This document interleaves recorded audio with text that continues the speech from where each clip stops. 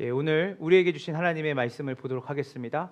에베소서 6장 1절부터 4절까지 말씀입니다. 에베소서 6장 1절부터 4절까지 말씀입니다. 하나님 나라 가정에서 시작됩니다라는 제목을 가지고 저 한 절 여러분 한 절 교독하고 마지막 절을 합독하도록 하겠습니다. 자녀된 이 여러분, 주 안에서 여러분의 부모에게 순종하십시오. 이것이 옳은 일입니다.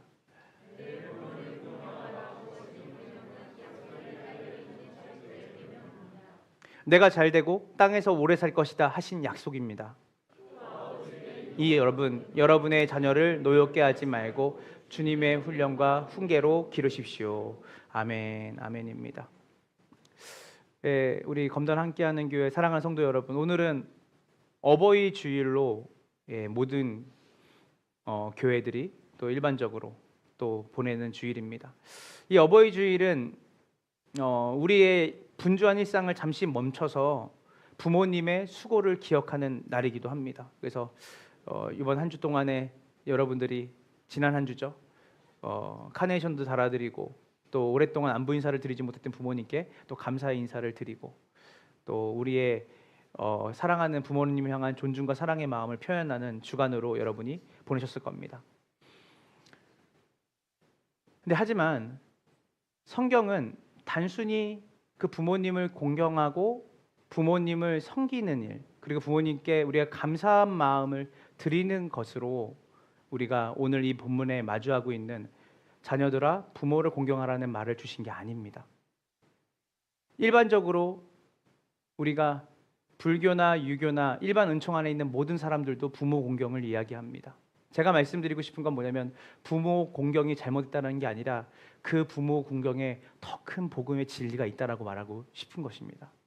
그래서 오늘 우리가 이 본문을 통해서 우리에게 스스로에게 질문을 던져야 되는 건 뭐냐면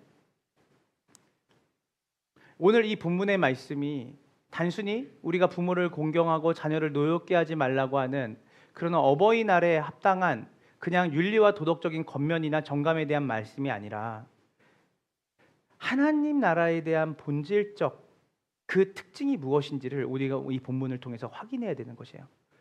그래서 단순히 세상이 말하는 윤리와 도덕보다 더 깊이 있는 주님의 본질적인 복음의 은혜가 바로 이 부모와 자녀와의 관계 속에 있다는 것을 여러분이 확인하는 복된 주일이 되길 소망합니다.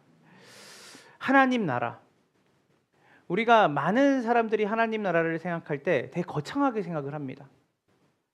하나님 나라는 복음을 경험한 그 사람은 하나님 나라를 경험한 그 사람은 세상을 변화시켜야 되고 교회가 성장해서 확장되는 것이 하나님 나라가 이 땅 가운데 이루어지는 것이고 사회의 정의가 세워지는 것을 떠올립니다. 물론 맞는 말입니다. 그러나 그 전에 하나님 나라의 시작, 하나님 나라라는 개념은 이제 저희 교회 성도들은 다 알 겁니다. 죽고 나서 가야 되는 천국만을 의미하지 않죠. 바로 하나님의 다스림, 통치를 얘기하는 겁니다.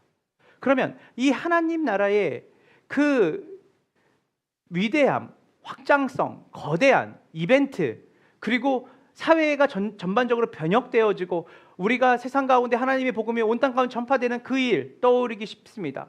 그러나 그것을 생각하는 것이 나쁘다는 게 아니라 그것을 우리가 쥐고 있으면서 동시에 하나님 나라의 시작, 하나님 나라의 첫 단추는 어디로부터 시작이 될까라고 하는 이 초점을 놓쳐서는 안 되는 것이죠. 하나님 나라의 시작은 바로 우리 삶에 가장 가까운 자리에서부터 일어나야 합니다. 믿으십니까? 그 자리가 어디죠? 바로 가정입니다. 오늘 이 본문의 6장 1절부터의 이 4절까지의 말씀을 우리가 이해하려면 문맥을 이해해야 됩니다. 에베소서 전체 1장부터 5장까지의 내용을 이해한 상태에서 오늘 우리가 늘 절기 때마다 매주마다 매년마다 듣는 부모를 공경해야 된다는 본문이 여기 있구나라고 찾는 정도가 아니라 성경 전체에서 특별히 에베소서라는 이 책에서 오늘 이 본문은 어떤 맥락에서 나왔을까를 이해를 한 상태에서 본문 주제가 들어가야 되는 것이에요. 에베소서 전체를 우리가 보면 에베소서는 전체 1장부터 6장까지로 되어 있습니다. 1장부터 3장은 하나님의 구원의 은혜를 얘기해요. 우리가 어떤 은혜로 구원을 받았는지, 우리가 어떤 구원을 받았는지에 대한 이야기가 바로 에베소서 1장부터 3장까지 나옵니다. 바울이 쓴 서신서의 대부분은 이런 형태로 되어 있습니다. 처음에는 하나님이 우리에게 베푸신 은혜가 얼마나 크고 놀라운지를 설명을 합니다. 그리고 나서 후반부에 4장부터 6장까지는 그러면 그 받은 하나님의 은혜에 합당하여서 우리는 어떻게 살 것인가에 대한 이야기가 바로 그 바울 서신의 뒷부분에 나옵니다. 로마서도 마찬가지입니다. 1장부터 11장까지는 우리가 받은 구원이 어떤 구원인지를 얘기를 하고 12장부터 그러므로 너희 몸을 거룩한 하나님 앞에 산제사를 드리라. 기독교의 진리는 어떤 행동을 강조하는 행동주의가 아닙니다. 너희가 어떠한 은혜와 어떠한 존재를 받았는지를 생각해봐라. 그러면 그 정체성을 가진 너희는 어떻게 살아야 되겠냐라고 하는 기독교는 그런 논리적인 기여를 가지고 있습니다. 즉 영어로 말하자면 being, 존재를 얘기하는 거죠. 우리가 어떤 존재인지, 우리가 어떤 은혜를 받은 존재인지, 그리고 거기서 뭐가 나오는 거죠? doing이 나오는 거예요. 그래서 오늘 우리가 읽은 이 6장은 에베소서에서 어떠한 지점이냐면 바로 하나님의 은혜를 받고 하나님의 통치를 받고 하나님의 구원을 받은 너희는 이제 하나님의 다스림을 받는 존재로 어떻게 너희의 삶을 형성해 내겠냐, 너희가 구체적으로 하나님의 백성답게 살아가야 되는 그 구체성을 띤 행동을 나타내야 되는 장소는 어디냐라고 이 4장부터 6장은 우리에게 그 장소에 대해서 얘기를 하는 겁니다. 어느 장소에서 어떤 위치에서 너희가 그 삶을 살아내야 되냐. 형이상학적이지 않아요. 은혜를 받았으니까 은혜에 합당하게 사십시오 이렇게 말하지 않아요. 그 은혜가 구체적으로 어디에서 나타나야 되는지를 얘기를 하는 거죠. 그래서 에베소서 4장부터 6장까지의 본문은 우리에게 그리스도의 은혜를 받은 자로서 합당한 삶을 살라고 우리에게 요구하면서 그 합당한 삶이 펼쳐지는 그 무대에 대한 이야기를 꺼냅니다. 꺼내기 전에 에베소서 5장 21절을 우리가 함께 보도록 하겠습니다. 준비, 시작.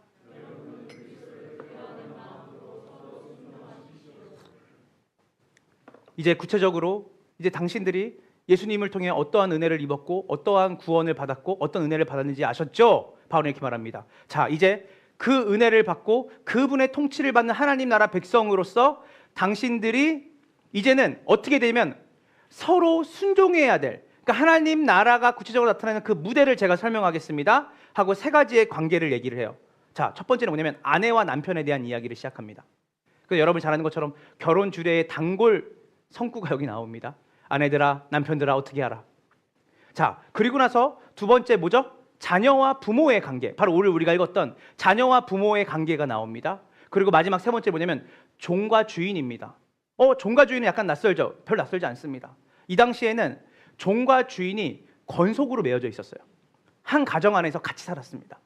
그래서 실제로 종과 주인의 관계는 그 하우스홀드라고 하는 그 가정 안에서의 그 관계로 종과 주인의 관계가 그 안에서 형성이 되어 있었습니다. 즉 무슨 말을 하는 거냐면 에베소서는 하나님의 통치를 받고 구원받은 백성들이 구체적으로 하나님 나라를 살아내야 될 무대와 장소가 어디냐라고 말할 때 거기 어디냐고 말하면 가정이라고 말하는 거예요. 아내와 남편의 관계 속에서 하나님 나라가 보여져야 된다. 자녀와 부모의 관계에서 하나님 나라가 보여져야 된다고 얘기하는 거죠.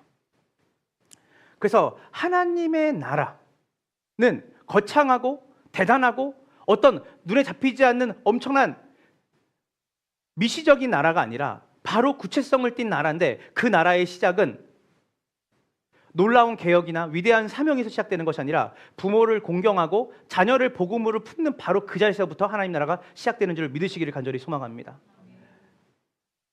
바로 그 하나님 나라. 그래서 자연스럽게 첫 번째 대지를 우리가 함께 읽어보도록 하겠습니다. 준비 시작. 하나님 나라는 깨어진 관계에 자, 우리 오늘 본문 6장 1절을 다시 한번 읽어보도록 하겠습니다. 준비 시작.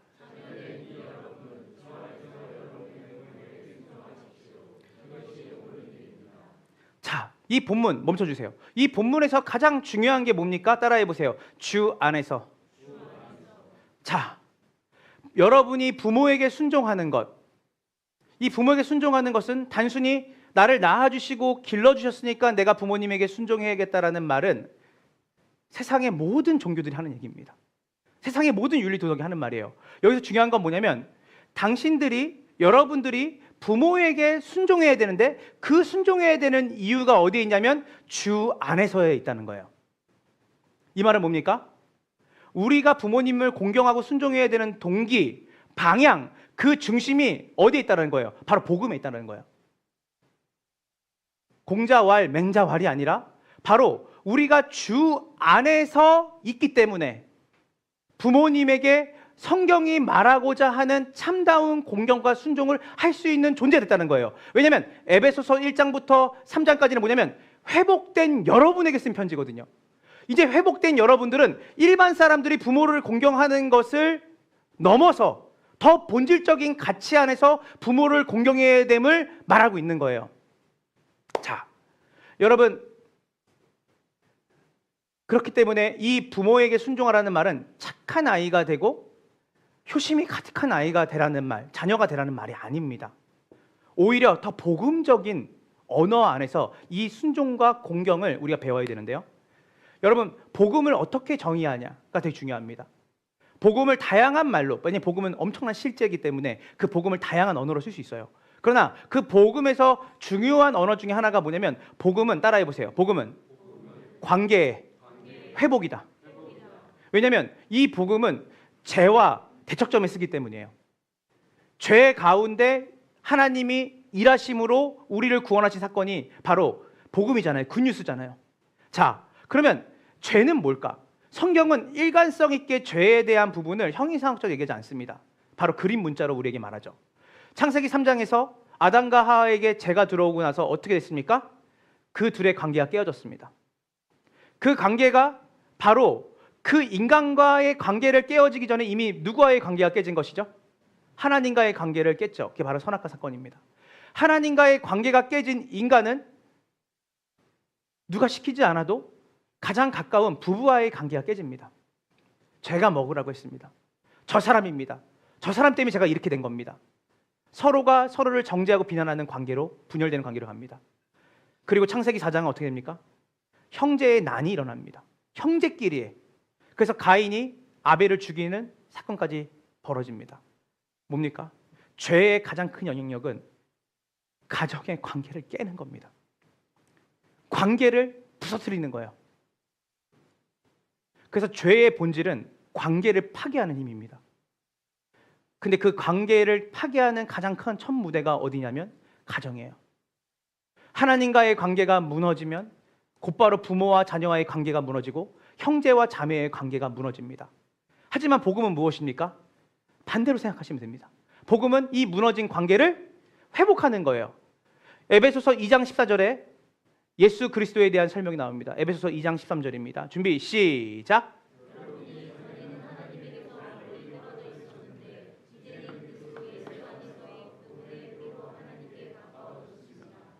예수님께서 어떤 일을 하신 겁니까? 하나님과의 관계가 멀어진 우리, 하나님의 관계가 깨어진 우리를 예수님의 십자가로 말미암아 이제 우리가 하나님과의 관계에 회복이 일어난 거예요. 믿으십니까? 이 하나님과의 관계가 회복된 우리. 그래서 에베소서는 이 하나님과의 관계가 회복된 너희가 당연히 부모와의 참다운 관계의 회복으로 살아가는 게 맞지 않겠냐라고 말하는 것이에요. 여러분, 골로새서 3장 20절도 같은 맥락에서 얘기합니다. 자, 우리 한번 읽어볼까요? 골로새 3장 20절입니다. 준비 시작.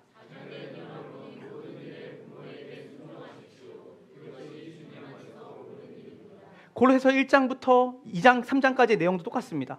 구원받은 너희들, 하나님과의 관계가 회복된 너희들, 화목게 된 너희들, 이 존재에 대한 정의가, 구원의 정의가 일어난 다음에 그것을 경험한 너희는 가장 먼저 뭐 하냐면 부모에게 순종하라는 거예요. 부모와의 관계에서 이제는 부모를 탓하고 부모를 억압하고 부모와의 관계에서 깨진 관계로 살아가는 자가 아니라 이제는 회복된 관계로서 부모를 부모답게 대하는 그 관계 회복이 너희에게 시작했다는 거예요. 복음은 죽고 나서 가야 되는 천국을 얘기하는 것도 아니고, 복음은 우리 안에 어떠한 환경의 번영을 얘기하는 게 아닙니다. 복음은 바로 우리의 가장 하나님이 주신 가장 공동체인 가정의 관계 회복으로부터 복음의 시작이 일어난다는 것을 믿으시기를 간절히 소망합니다. 그래서 우리가 하나님을 사랑하고 하나님을 경외한다고 말하면서 부모님을 무시하거나 자녀를 함부로 대한다면 그 신앙은 머리에만 머물러 있는 신앙입니다. 복음은 반드시 관계를 회복시키는 능력으로 나타납니다. 그래서 하나님 나라의 시작은 먼 데 있는 것이 아닙니다. 선교지 한복판도 아닙니다. 어떤 대단한 정치력을 갖고 대단한 경제력을 갖고 살아가는 것도 아니죠. 그것으로 사람들은 세상을 변형시키는 게 아닙니다. 하나님 나라는 내 삶 속, 특별히 부모님과 자녀 사이의 관계 안에서 시작이 됩니다.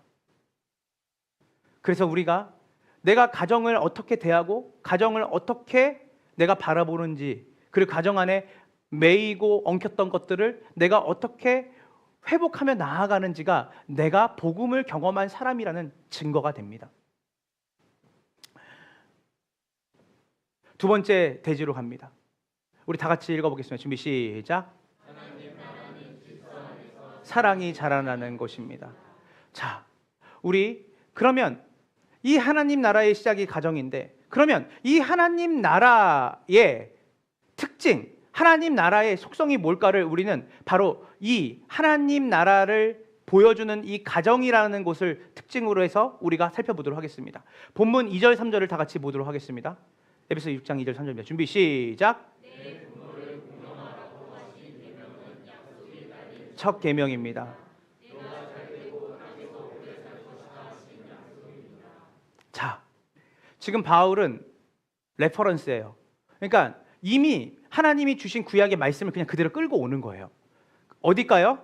출애굽기 20장 12절에 여러분이 말씀하시는 바로 십계명입니다. 자, 우리 다시 읽어볼게요. 준비 시작.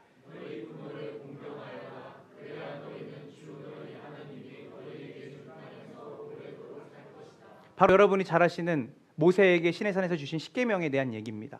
여러분, 첫 번째 돌판과 두 번째 돌판이 있습니다. 두 돌판을 모세가 받았습니다. 첫 번째 돌판은 어떤 거죠?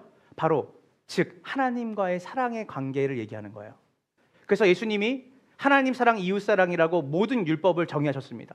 그 첫 번째 돌판은 우리가 우상을 숭배하지 말고 하나님을 어떻게 대해야 되는지, 그리고 하나님이 주신 나를 어떻게 지켜야 되는지, 즉 하나님과 우리와의 관계를 얘기하는 것이 첫 번째 돌판입니다. 십계명에. 그리고 또 하나의 두 번째 돌판은 뭐죠? 바로 이웃과의 관계입니다. 이웃을 우리가 어떻게 사랑해야 되는지를 얘기하는 것이죠. 자, 그런데요, 이 오늘 너희 부모를 공경하라고 하는 말은 굉장히 이 십계명의 독특한 위치에 있어요. 왜냐하면 1계명과 4계명은 아까 4계명까지는 하나님에 대한 사랑, 5계명과 10계명은 이웃에 대한 사랑을 얘기하는데, 그 중간에 딱 중간 연결고리에 뭐가 있냐면 다섯 번째 계명에 하나님과 이웃 사이를 잇는 가교와 같은 위치에 뭐가 있냐면 바로 네 부모를 공경하라가 있는 거예요. 이것이 굉장한 의미가 있습니다. 왜냐하면 왜 하나님에 대한 이야기를, 하나님과 우리와의 관계에 대한 이야기를 멈추고 이어서 이웃과의 관계를 말하기 전에 왜 부모에 대한 이야기를 할까? 왜냐하면 이 부모는요, 하나님의 질서, 즉 하나님과의 우리와의 관계 속에 창조주와 피조물이라는 그 존재적 그 질서가 있거든요. 근데 그 질서는 사실은 하나님은 너무나 크고 위대한 실제라서 우리 손에 잡히지 않아요. 하나님을 사랑한다라는 게 잡히지 않아요. 그리고 하나님께서 우리를 보호하시고 인도하신다는 게 잡히지 않아요. 그런데 이 부모라고 하는 이 존재, 하나님이 이 이웃을 얘기하기 전에 가장 본질적으로 하나님의 질서를 처음 눈에 보이게 경험하게 해주는 통로가 누구냐? 바로 부모예요. 즉 이렇게 말할 수 있습니다. 하나님은 보이지 않아요. 그러나 하나님은 자신을 눈에 보이는 부모를 통해 자신을 나타내셨어요. 그래서 부모를 공경하는 삶은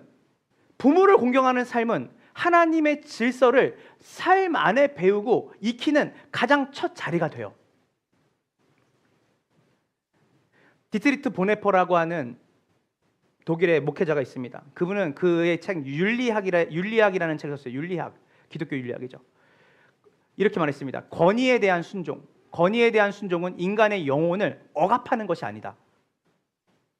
그 건의는 하나님의 질서를 존중하고 삶의 질서를 회복하는 신앙의 훈련이다.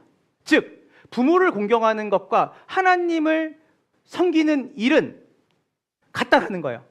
문화적 미덕이 아니에요. 하나님의 권위를 신앙으로 받아들이는 복음적인 반응이 뭐냐면 네 부모를 공경하는 것이에요. 제가 이제 좋아하는 형님이자 좀 이렇게 오랫동안 연을 갖고 있는 목사님이 이제 부산에 있는 고신대학교에 이제 교목으로 계셨어요. 거기 안에 있는 대학교 그 부설 이제 그 채플이 있는데 거기에 이제 담임 목회자로 가셨었습니다. 그래서 몇 년 전이에요. 그래서 아내랑 저랑 제가 그때 수요 예배 설교자로 가서 설교를 하고 이분이 이제 저희 아내와 저를 되게 환대해 주셨는데 이 목사님이.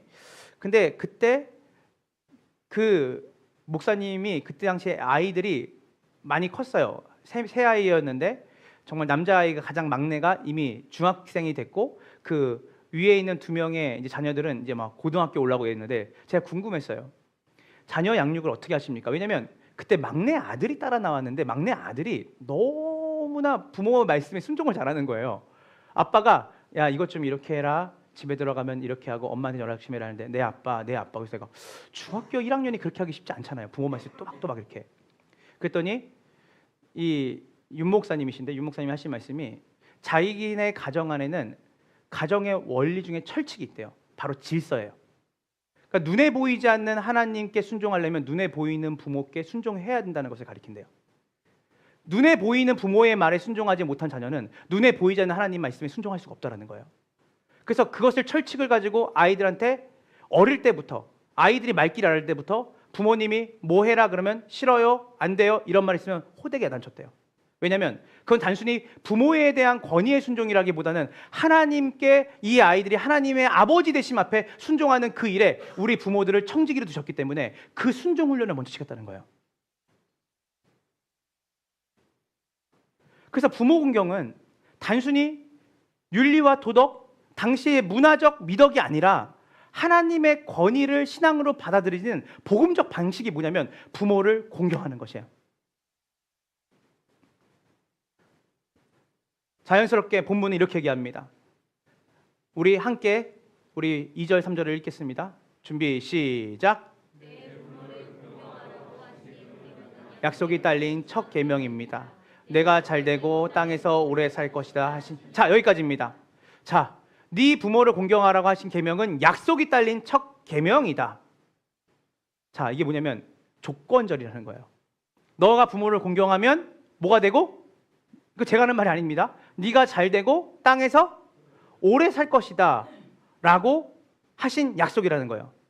자, 근데 이 구절은 자칫 오해할 수 있습니다. 왜냐하면 부모에게 효도하면 내가 장수하고 내가 부동산이 많아진다 이런 의미가 아니에요. 과거에는 제가 이런 얘기를 귀에 못이 박도록 들었습니다. 부모께 효도하면 네가 땅이 많아질 거고 네가 장수하고 싶으면 부모님께 효도해라 이런 의미가 아닙니다. 여기서 말하고 있는 네가 잘되고 부모를 공경하면 네가 잘되고라고 하는 말은 이 잘된다라는 것은 헬라어로 형통하다라는 뜻이에요. 형통하다. 이 말은 뭐냐면 이 형통이라는 말, 이 언어적 표현은 하나님의 질서와 동행할 때 경험하는 삶의 조화와 평안을 얘기하는 거예요. 무슨 말이냐면 바로 하나님과 더 깊은 동행과 하나님이 주시는 평안을 누릴 수 있는 복을 어디서 얻는다는 거예요? 하나님의 질서에 순종하는 걸 통해서 우리의 삶에 하나님이 함께 계신다는 것을 더 풍성하게 누리는 것이 바로 뭐냐면 네가 잘 된다는 뜻이에요. 세상적으로 잘 된다는 의미가 아니라 하나님과의 관계 안에서 더 균형 있고 조화 있게 하나님과 동행하는 삶을 사는 약속이 있는 거예요. 나는 이렇게 효심이 좋은데 왜 이렇게 가난하게 살까? 이 말이 아닙니다. 여러분이 그것은 잘못 이해한 거예요. 부모를 공경한다고 부자가 되는 게 아닙니다. 세상도 잘 되는 게 아니에요. 그러나 약속이 있습니다. 바로 여러분의 삶에 하나님이 주시는 질서와 조화의 삶이 균형 있게 여러분에게 복으로 누려진다는 거예요. 근데 목사님, 그래도 오래는 살겠죠? 여기서 오래 산다는 것은 단지 물리적 생존의 연장이 아니에요. 제가 효심이 그렇게 깊으신 분들이 단명하는 경우 많이 봤는데, 그러면 이건 말도 안 되는 거예요. 여기서 말하는 건 뭐냐면 그 인생에게 하나님이 허락하신 땅과 공동체 안에서 지속 가능한 하나님의 풍성하신 은혜를 매일같이 누리는 삶을 얘기하는 거예요. 자, 우리 신명기 5장 16절에 같은 말씀이 나옵니다. 자, 준비 시작.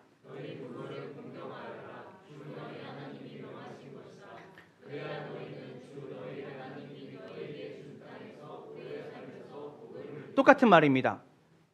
구약에서의 땅은 단지 영토가 아니라 하나님의 통치가 이루어지는, 하나님의 통치가 이루어지는 하나님 나라의 공간이에요. 그러니까 물리적으로 땅이 아니라, 이 말은 뭡니까? 하나님의 통치를 너희가 받는 인생으로, 세상이 줄 수 없는 샬롬과 평안을 누리는 인생으로 너희의 삶에 그것들이 오랫동안 길게 풍성하게 누려질 거라는 약속인 거예요. 그래서 부모 공경은 단지 가정의 평안을 위해서 네가 부모를 공경해라가 아니라 하나님 나라의 질서 속에 살아가는 자로서 누리는 복의 시작점이 부모를 공경하는 것이라는 거죠.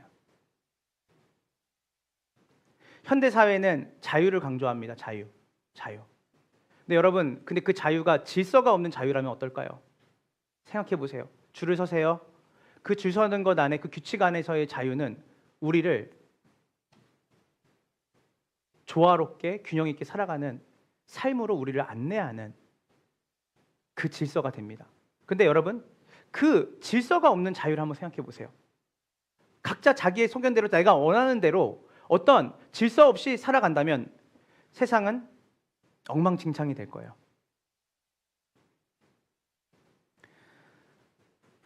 질서가 없는 자유는 모든 것을 파괴합니다. 반면 복음이 말하는 자유가 있습니다. 그거는 뭐냐면 하나님이 정하신 질서 안에서 누리는 자유입니다. 바로 부모를 공경하는 것은 바로 그 질서를 회복하는 삶의 태도인 거예요. 우리 부모가 날 이렇게 대했으니까 나는 부모를 나도 똑같이 대해야겠다. 부모의 몫은 부모의 몫으로 남겨놓으세요. 부모의 몫은 하나님께서 판단하실 거예요.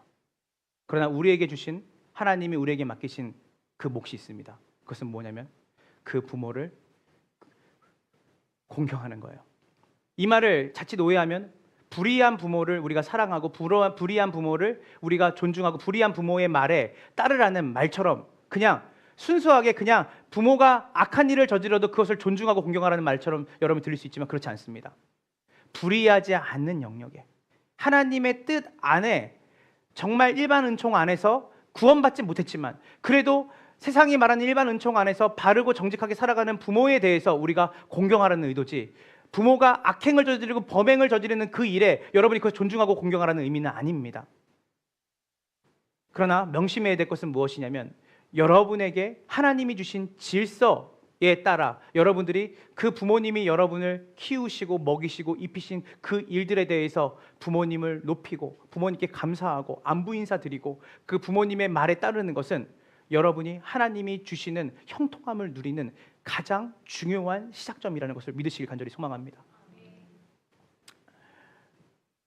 그래서 우리는 부모를 주 안에서 공경하는 자녀는 하나님의 질서를 받아들입니다. 부모의 상태를 받아들이는 게 아니라 하나님이 우리에게 주신 질서를 받아들이는 거예요. 그래서 복음입니다. 그래서 복음으로써 우리가 그것을 받아들이고 하나님과의 관계 안에서 부모님을 공경하는 겁니다. 자, 한번 예를 들어 볼게요. 부모님과의 관계가 깨어진 채 자라나는 자녀는 다른 권위도 신뢰하지 못합니다. 부모를 공경하고 부모와의 바른 권위 아래 있지 않은 자녀들은 다른 권위, 내가 선생님, 내 위에 직장 상사, 나에게 주신 권위에 대한 신뢰가 없습니다. 그리고 어떤 공동체를 가더라도 관계에 대한 신뢰도 없어집니다. 그러나 부모의 공경이 살아있는 자녀는 상대방을 함부로 대하지 않습니다. 교회에서도 하나님의 말씀을 존중합니다. 왜냐하면 부모의 권위를 인정하는 자녀는 하나님의 권위도 인정하기 때문이에요. 하나님께 자신을 낮추는 훈련을 합니다. 질서에 따라 겸손을 배우게 됩니다. 그래서 하나님 나라의 질서는 바로 이 부모 공경과 같이 맞물려서 가는 것이죠. 그래서 그 질서를 받아들인 자에게는 이런 복이 있습니다. 삶이 무너지지 않는 은혜, 관계가 유지되는 은혜, 평안이 하나님이 주신 그 영역 안에서 살아갈 수 있는 축복이 주어지는 줄을 믿으시길 간절히 소망합니다. 자, 어버이날이에요. 그래서 우리가 자녀로서 부모님을 공경해야 한다는 것을 복음 안에 살펴봤습니다. 그러면 아까 우리가 그리스도 안에서 두려움으로 어떻게 하라 그랬죠? 서로입니다. 상호입니다. 상호 뭐해라? 순종해라. 그래서 성경은 남편 얘기만 하지 않고 아내의 역할도 얘기하고요. 그리고 부모의 역할도 얘기하면서 동시에 자녀를 대하는 부모의 역할도 얘기하면서 자녀에 대한 역할도 얘기하고, 그러니까 상호입니다. 상호. 그래서 우리가 자녀로서 부모님을 공경하고 부모님의 그 질서를, 하나님이 주신 질서를 받아들이는 것은 굉장히 중요합니다. 동시에 부모로서 우리는 자녀를 어떻게 대해야 될까? 하나님 나라 관점으로. 자, 그것이 에베소 6장 4절입니다. 우리 함께 보도록 하겠습니다. 준비 시작.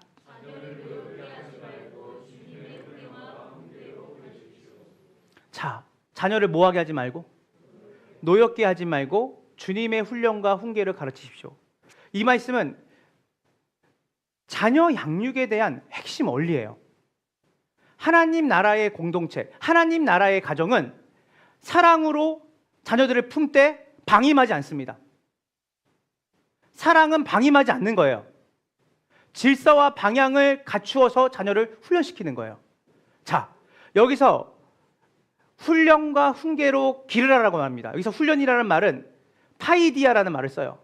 파이디아. 근데 이 파이디아에서 나온 파생된 단어가 뭔지 아세요? 디사이플린이라는 훈련이에요. 그러니까 이 양육, 이 훈련은 여기서 말하는 훈련은 이 당시에 이 언어를 썼던 사람들은 어떻게 이해했냐면, 고대 헬라 사회와 유대 문화에서는 한 인간을 사회와 신앙 공동체에 어울리는 존재로서 성숙시키는 전 인격적인 양육과 교육을 뜻하는 포괄적인 개념인데, 이 훈련이라는 이 파이데이아의 핵심은 뭐냐면 삶이에요. 자녀를 노엽게 하는 일, 자녀가 분노하고 자녀가 정말 비틀어지게 살아가는 이유 중에 그 이유가 뭐냐면 주님이 훈련과 훈계를 기르지 않았기 때문이에요. 여기서 훈련은 뭐냐면 부모가 말로 가르치는 게 아니에요. 삶으로 가르치는 거예요.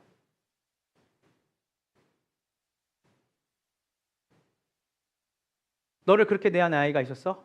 그러면 똑같이 갚아줘라. 나중에.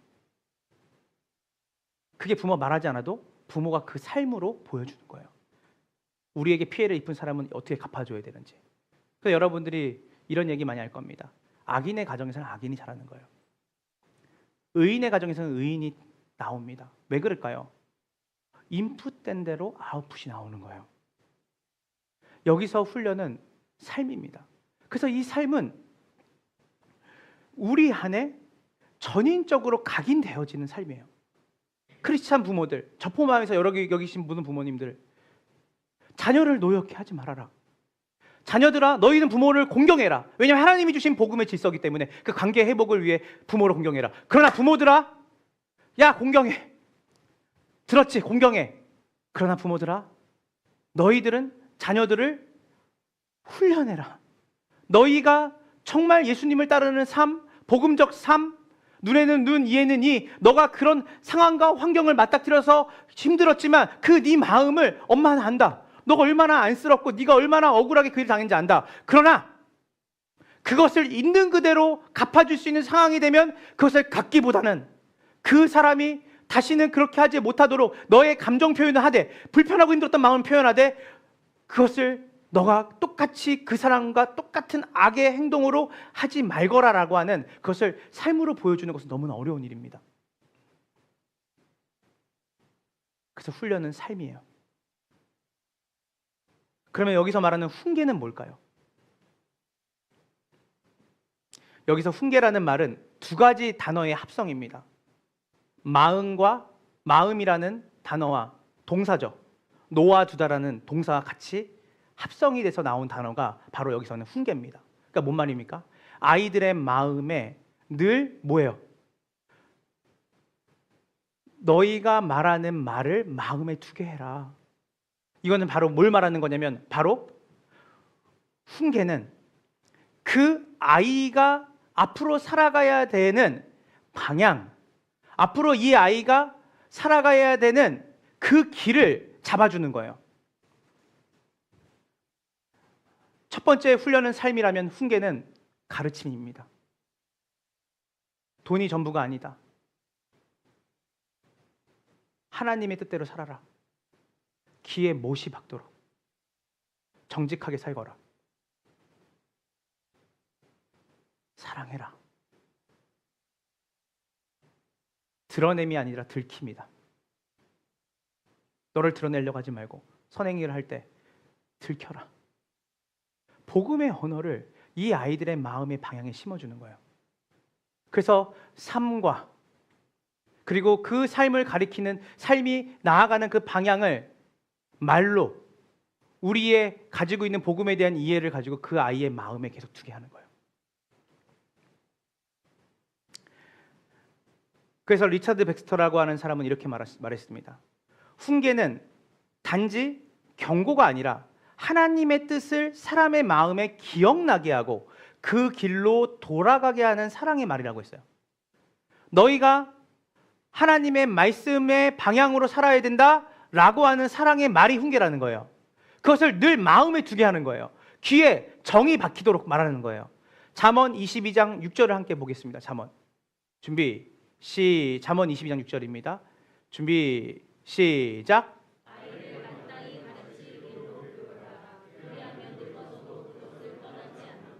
이것이 훈계입니다. 마땅히 가르치기를 교육해라.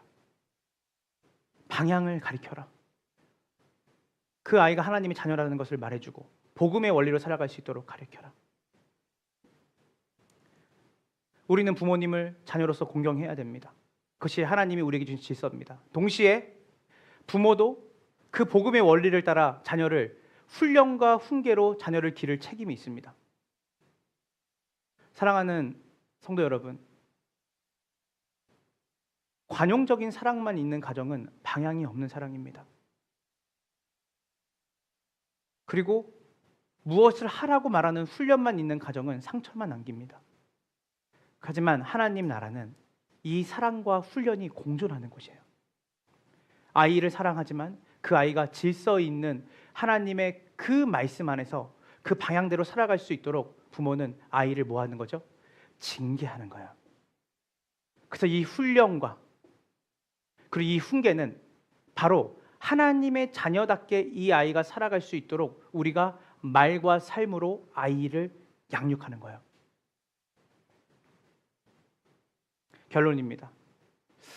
우리는 에베소서 6장 1절부터 4절 말씀을 통해서 하나님 나라가 바로 이 가정에서부터 시작된다고 하는 것을 배웠습니다. 하나님 나라는 엄청난 교회의 부흥, 성교의 확장, 세상의 정의와 평화를 위한 약자를 돌보는 것 모두 포함합니다. 하나님 나라는 커요. 그러나 그 모든 흐름, 모든 확장은 반드시 시작점이 있어야 돼요. 그 시작점이 어디냐? 바로 여러분의 가정입니다.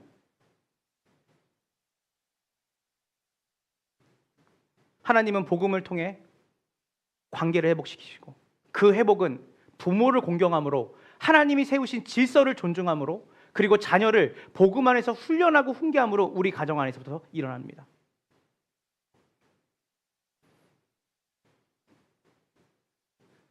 사랑하는 여러분, 하나님 나라는 오늘부터 경험할 수 있습니다. 경험하는 법 알려드릴게요. 부모님께 말씀드리지 못했던 감사와 존경의 마음을 담아서 표현하세요. 하나님 나라가 경험될 겁니다. 하나님 나라가 시작이 될 거예요. 자녀를 향한 지친 마음에서 자녀를 복음의 눈으로 보고 자녀를 사랑하고 하나님의 뜻 안에서 자녀를 대하고 따뜻한 말을 자녀에게 해보세요. 하나님 나라가 시작이 될 겁니다. 아직 부모님과의 관계가 회복되지 못한 분들, 나는 부모님과 관계가 좋지 않아 라는 말을 달고 사는 게 아니라, 나는 형제들과 관계가 좋지 않아를 달고 사는 게 아니라 그 말 이전에 회복을 위해 기도하는 은혜가 여러분이 있길 소망합니다. 목사님, 우리의 가정이 그러면 이렇게 완벽하게 자녀들은 부모를 하나님의 질서 안에서 공경해서 하나님의 주신 샬롬을 누리고 질서에 있는 균형 있는 삶을 누리며 살아가고, 우리는 하나님의 말씀의 복음적 삶을 우리는 보여주고, 그리고 그 복음을 말로 지속적으로 이 아이의 마음에 각인되도록 가르치는 것, 너무나 이상적인 가정인데 우리 가정은 이렇게 완벽하게 될 수 없을 것 같은데요? 라고 하는 마음이 있을 수 있습니다. 근데 여러분, 왜 복음이 좋은지 아세요? 성경은 단 한 번도 우리가 완벽해지라고 말한 적이 없습니다. 여러분의 가정이 완벽하지 않아도 됩니다. 하나님 나라를 보여주는 가정은 완벽한 가정이 되는 게 아니에요. 그 지향점을 향해 계속 회복되어지고, 그 지향점을 향해 성장과 성숙해져 나가는 과정이 있는 그 가정이 바로 하나님 나라의 합당한 가정으로 이 땅에 하나님이 심어두신 겁니다. 결실만한 작은 씨앗이 심겨져서 모든 새가 깃들 만한 나무가 되어진다. 과정이 필요한 거예요. 하나님 나라는 누룩처럼 번져나간다. 그 누룩의 번져나감도 시간이 걸립니다. 과정이 필요한 거예요. 완벽한 가정이 아니라 하나님 나라에 대한 가치를 품고 그 지향점을 향해 한 발 한 발 나아가려고 하는 가정이 중요한 거예요. 마태복음 6장 10절을 한번 다 같이 읽어보겠습니다. 준비 시작.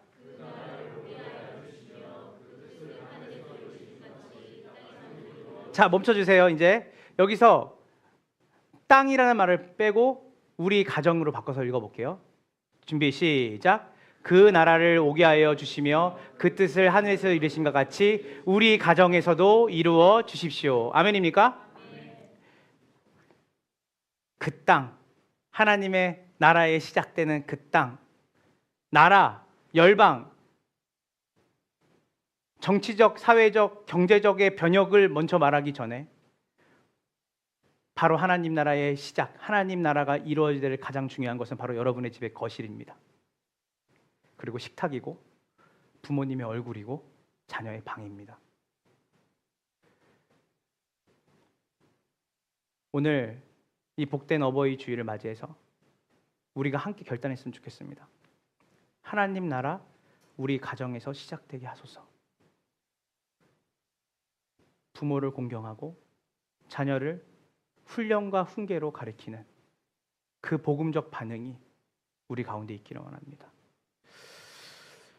함께 기도하려고 하는데요. 설교를 준비하는데 마음이 쓰이는 거예요. 왜냐하면 저는 양가 부모님들이 다 믿음의 가정 안에서 자녀들을 키워서 저희는 믿음의 복음 안에서 잘 자랐습니다.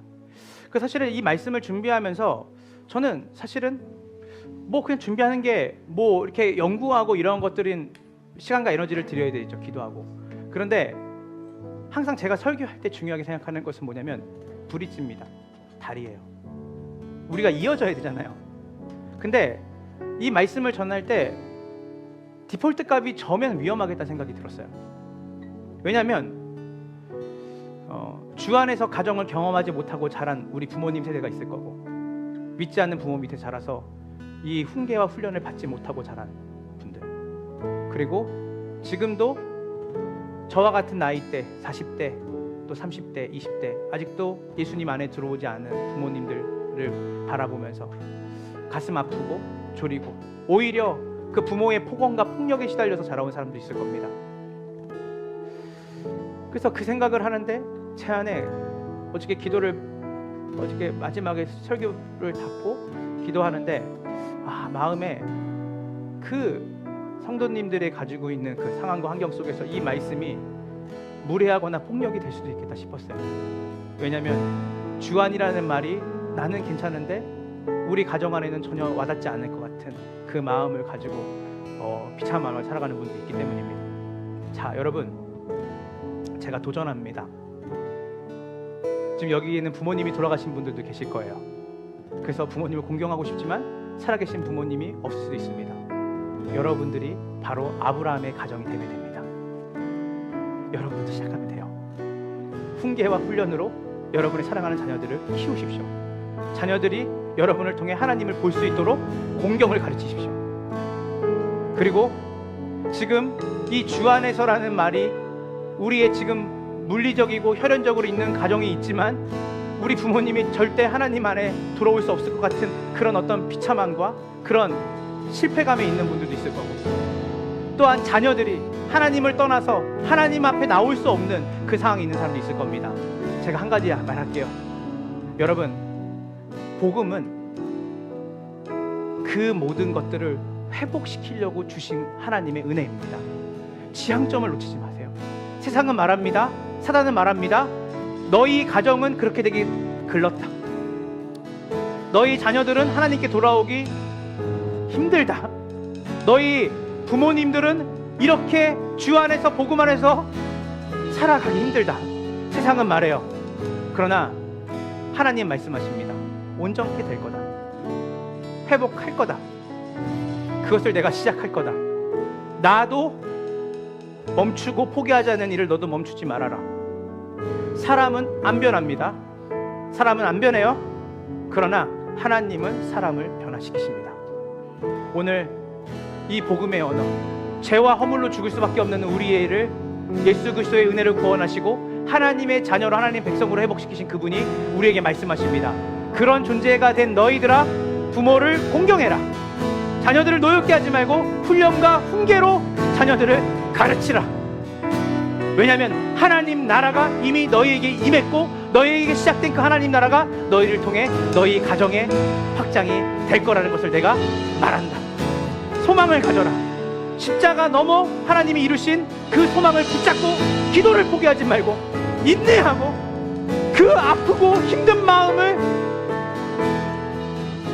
가지고 살지 말고 하나님이 이루실 소망을 온전케 하실 주님을 바라보며 멋진 하나님 나라의 시작을 하나님이 이루실 것을, 가정으로부터 시작할 것을 기대하며 기도하는 우리의 모든 비참하게 깨어지고 부서져서 주 바깥에 있던 가정들이 오늘 소망을 얻고 다시 이 어버이 주일에 가정이 하나님 나라가 되는 그 놀라우신 하나님의 비전을 품고 기도하는 시간이 되기를 주님의 이름으로 축원합니다. 축원합니다. 우리 이 시간 다 같이 곡조 있는 기도로 말씀 기억하며 우리 함께 찬양하며 나갑시다.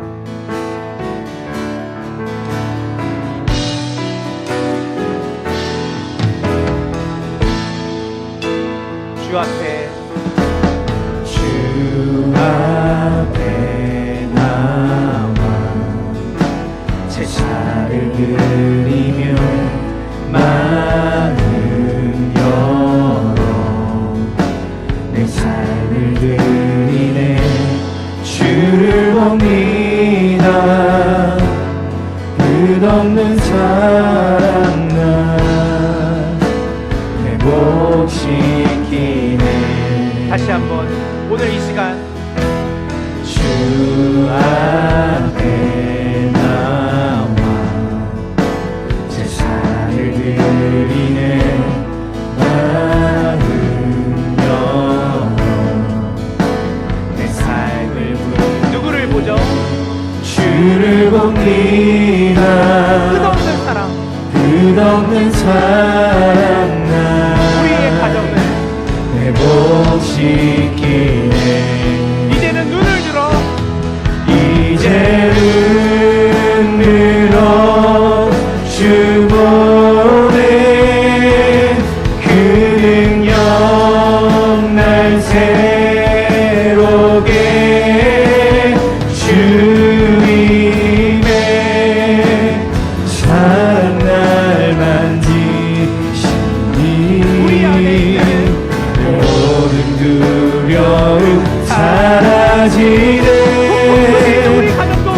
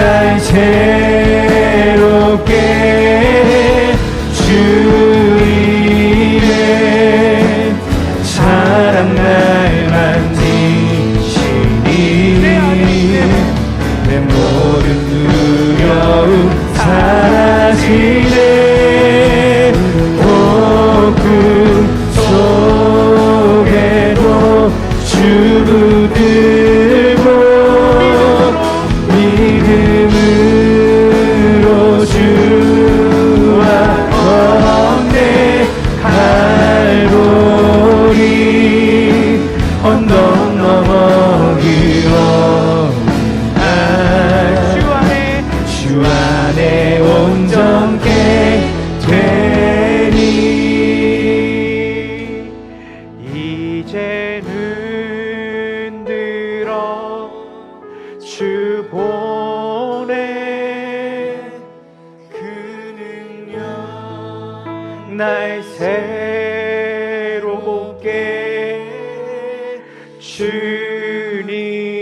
주님의 사랑 날 만지시니 내 모든 두려움 사라지네 복음 속에도 주 붙들고 믿음으로 주와 건네 갈보리 언덕 넘어 그 어느 날 갈보리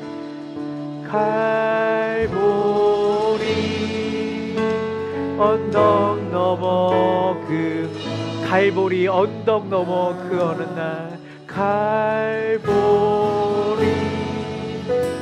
언덕 넘어 그 어느 날 주 안에 온전케 되리 마지막으로 갈보리 언덕 넘어 그 어느 날 우리의 가정들이 주 안에 온전케 되리. 우리 이 시간 다 같이 눈을 감고 우리 기도하며 나갈 때 우리 관계가 깨어지고 회복이 필요한 가정들이 있습니다. 물리적으로는 부모와 자녀의 관계라고 말하지만 이미 마음적으로는 부모와 자녀의 관계가 무색할 만큼 갈라진 관계가 있을 겁니다. 오늘 자녀된 자로서 하나님 부모를 공경하는 자가 되기를 원합니다. 윤리와 도덕을 넘어서 하나님이 정해놓은 질서 안에 제 몫을 가겠습니다. 세상은 말합니다. 악에는 악, 눈에는 눈, 이에는 이로 갚아라. 주님 말씀하십니다. 그러지 말거라. 주 안에서 복음 안에서 부모를 용서해라. 복음 안에서 부모를 공경해라. 그것이 너를 위한 거다. 나는 네가 샬롬하기를 원한다. 부모를 미워하고 증오하는 그 자리에서 쓴뿌리로 네가 가시덩굴에 살지 않기를 원한다. 그 질서 안에 복음이 주는 질서 안에서 너는 네 몫의 회복을 가거라. 그리고 오늘 부모된 자로서 자녀를 복음적 삶으로 내가 가르치지 못하고 자녀를 복음의 방향으로 내가 인도하지 못했던 것이 있다면 오늘 회개하는 밤이 회개하는 이 주일이 되기를 원합니다. 하나님 우리 안에 엉클어지고 부서진 그 하나님 나라의 모형인 가정이 오늘 하나님 나라의 복음의 원리로 회복되어지는 복된 주일이 되기를 원합니다. 하나님 나라의 시작이 먼 곳에 있는 것이 아니라 바로 우리와 남편과 나와의 관계, 자녀와 부모와의 관계 속에 있음을 다시 한번 확인합니다. 주님, 자녀들아 네 부모를 주 안에서 공경하고 부모들아 자녀들을 훈련과 훈계로 가르쳐서 자녀들을 노엽게 하지 말거라. 하나님 나라의 그 아름다운 질서가 하나님 나라의 완전한 풍성한 사랑의 은혜가 오늘 이 시간에 우리가 완벽한 가정이 아니라 완벽하지 않기 때문에 복음이 우리에게 온 것이고 하나님 그 복음은 우리에게 지향점을 얘기해 줍니다. 너희 가정이 회복될 수 있다. 너희 가정이 사랑할 수 있다.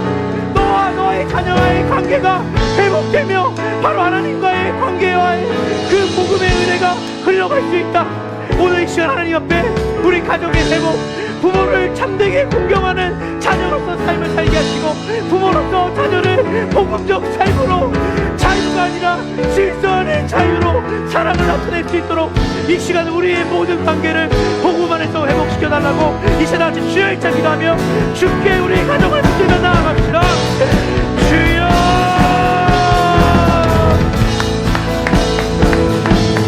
하나님 그렇습니다. 오늘 이 시간 가운데 복음을 가진 자로, 복음의 은혜를 자녀로서 우리가 하나님 부모를 원망하고 하나님 부모를 미워하는 얘야, 그 질서 안에 너도 그 질서를 벗어나지 말아라. 너의 부모가 그렇다 해서 너도 그 부모가 찾지 말아라. 복음으로 회복해 너는 같이 덕분에 살지 말아라. 어떤 기독에 살지 말거라.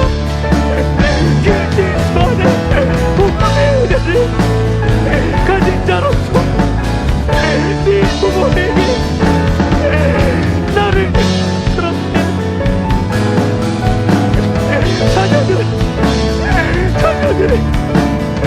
하나님 우리 안에 하나님 나라의 질서가 회복되어지는 이 복된 주인이 되기 원합니다. 우리가 자녀들을 대할 우리의 삶이 하나님의 복음의 그 삶이 아니었음을 고백합니다. 하나님보다 우주였다 세상의 가치가 자녀를 경쟁했음을 용서해 훈련과 훈계 하나님의 나라의 방향대로 그 아이의 마음을 하나님의 말씀에 만들어 살아갈 수 있도록 우리의 말과 삶이 어레게 치고 복음의 언어로 자녀들에게 하나님 다시 한번 우리 안에 자녀들에게 가르침과 훈련으로 있으니까 그렇게 자녀들을 양육하지 못했던 그 시간들을 용서하여 주시고 우리 안에 부모로서 자녀들을 그렇게 노력해 하지 않나. 하나님 오늘 참다운 하나님의 나라의 시작에 이 가정이 있습니다. 복음은 이 관계의 회복을 가져옵니다. 우리가 완벽하고 완전하지 않지만 하나님 이제 그 시작이 관계의 회복의 시작이 예수 그리스도를 말미암아 하나님과 우리의 사이에 일어났고 그 관계의 회복이 우리의 가정 안에 일어나는 일로 일어나는 것은 자연스러운 일입니다. 간질의 언덕 그 너머에 우리를 온전히 하시고 완전히 하신 하나님의 바라보며 나아가는 우리가 되게 하여 주시옵소서. 우리 이 시간 이어서 한 번만 더 기도합시다. 열이면 내 가정이 이혼하는 시대입니다.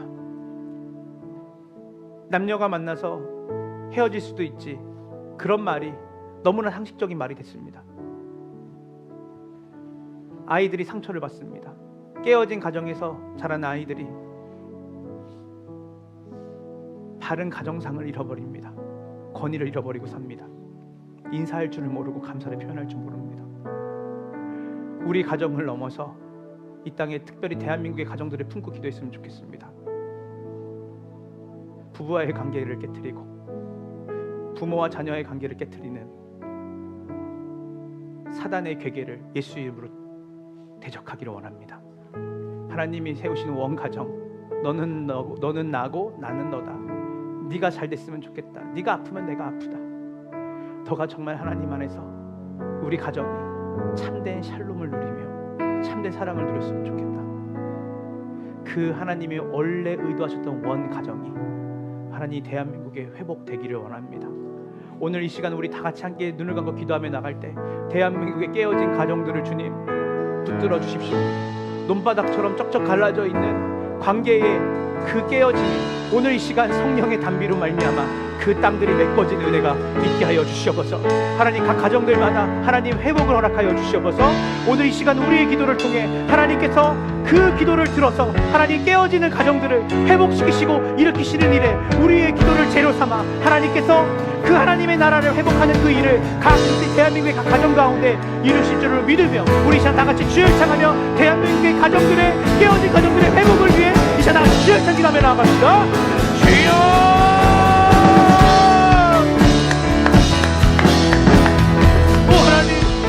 하나님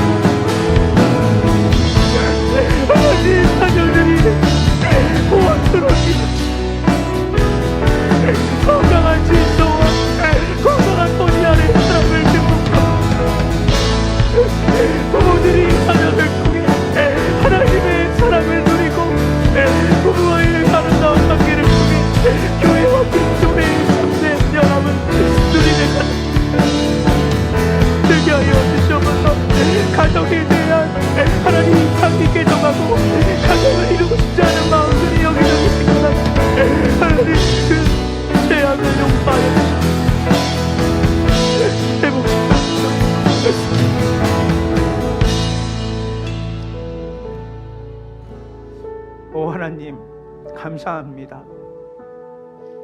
가정이 하나님 나라의 시작인 것을 알았습니다. 바울은 에베소에 있는 교회에게 말을 합니다. 너희가 어떠한 은혜를 받았는지 기억해라. 그분의 나라가 이미 너희 가운데 시작이 됐다. 그 시작된 그 복음의 핵심은 하나님과의 관계의 회복이고, 그 관계가 회복된 너희를 통해 가장 먼저 그 관계가 풍성하게 회복되어야 되는 가장 첫 번째 장소는 부부와의 관계고, 부모와 자녀와의 관계다. 그곳에 하나님 나라가 이미 임했다. 임할 것이다가 아니라 이미 임했다 말씀하십니다. 하나님, 우리 안에 하나님의 질서에 따라 부모를 공경하게 하시고, 자녀로서 우리의 몫을 살아내게 하시되, 하나님이 주시는 풍성한 그 평안과 하나님이 주시는 조화로운 인생의 삶을 우리의 생에 풍성하게 주님이 함께 하심으로 누리는 자녀로서 부모를 공경하는 그 놀라운 은혜가 우리 가운데 회복되게 하여 주시옵소서. 특별히 가정 안에서 상처를 받고 자란 지체들을 주님 위로하여 주시옵소서. 잘못된 권위 아래서 하나님 불우한 어린 시절을 보내고 자랐던 하나님 자녀들을 주님 위로하시고 격려하여 주십시오. 그러나 주님, 악을 악으로 갚지 않는 은혜를 허락하여 주소서. 나는 네가 잘 되기를 원한다. 하나님, 그 불의한 부모 밑에서 불의한 부모에게 똑같이 불의한 일로 살아가는 그 자녀의 삶이 엉겅퀴고 가시밭길이고 또 다른 영혼의 지옥에 갇히는 삶입니다. 하나님, 그 불의한 부모는 불의한 부모의 몫을 받게 될 것입니다. 그러나 우리는 악을 서두르 이기신 예수님을 따라서 우리의 삶에 한 번에 이루어지지 않지만 차츰차츰 하나님 그 악의 구조 속에서 불의한 부모를 똑같이 대갚아주지 않고 하나님 우리 안에 그 부모를 회복하고 그 부모가 정말 하나님 앞에서 서는 그것을 위해 기도할 수 있는 심령으로 우리의 마음을 주님 바꿔주시고 우리의 마음을 주님의 마음으로 빚어 주시옵소서. 하나님, 오늘 이 시간에 부모와의 관계 속에서 오랫동안 담을 쌓고 살았던 우리 성도들의 그 높은 담이 오늘 이 시간 예수의 이름으로 무너지게 하여 주소서. 우리 안에 전에 없었던 다시 그 질서 안에서 부모를 용서하고 싶은 마음을 성령께서 오늘 각 사람에게 부어주셔서 멈춰있는 인생이 아니라 그 질서를 향해 한 발자국 나아갈 수 있는 은혜 우리 성도들에게 허락하여 주시옵소서. 또한 부모된 자로서 자녀들을 제대로 돌보지 못했던 것을 회개합니다. 복음적 삶으로 자녀들에게 보여주지 못한 것을 회개하고 부모로서 하나님 중심의 삶을 살라고 가르치지 못했던 것을 회개합니다. 하나님, 물리적으로는 자녀를 돌본다 말하지만 히브리서 기자가 말했던 것처럼 어쩌면 우린 자녀를 사생아로 고아로 내버려 두는지도 모르겠습니다. 주님, 방임했던 우리를 용서하여 주시고 우리 안에 하나님이 주신 그 은혜를 붙잡고 작은 한 걸음 자녀에게 하나님의 말씀대로 살아가는 원리를 삶으로 보여주는 작은 발걸음이 우리 안에 회복되게 하시고 특별히 자녀들에게 세상의 원리를, 세상의 가치를 우선으로 여기라고 하는 그 가르침을 내려놓고 복음의 언어로 자녀들의 마음에 하나님의 말씀을 새기는 일을 하나님 다시 시작할 수 있는 우리 부모들이 되게 하여 주시옵소서. 특별히 하나님, 깨어진 이 세상, 특별히 깨어진 가정들을 보시며 가장 안타까워하시고 가슴이 아파하실 하나님, 오늘 검단 함께하는 교회 성도들의 기도를 들으셔서 이혼 공화국, 불륜 공화국,